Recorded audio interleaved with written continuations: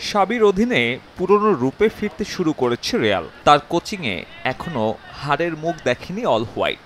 এমবাপ্পেকে ছাড়াই লস ব্লাঙ্কোদের এমন ফর্ম আশা দেখাচ্ছে দারুণ কিছুর।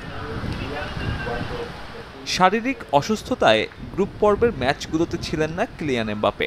রাউন্ড অফ 16-এ ফিরলেও উইনিং কম্বিনেশন ভাঙেননি সাবি। তার জায়গায় একাডেমি গ্রাজুয়েট গঞ্জালো গার্সিয়াকে দিয়েই বাজিমাত। কোয়ার্টার ফাইনালেও ফ্রেঞ্চ তারকার জায়গা নিশ্চিত নয় স্টার্টিং লাইনআপে। যদিও এমবাপ্পেকে নিয়ে আত্মবিশ্বাসী রিয়াল বস।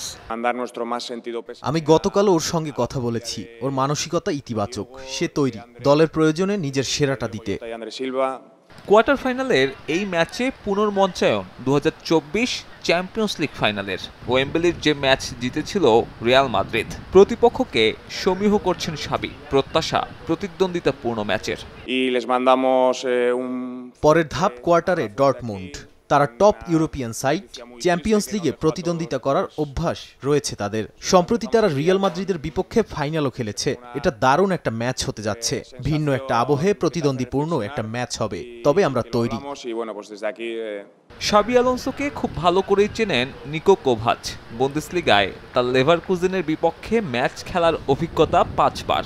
মাত্র 1 হারে সংখ্যার হিসেবে এগিয়ে সাবি। তবে স্প্যানিয়ার্ডের কৌশল বোঝার চেষ্টা করছেন কোভাচ।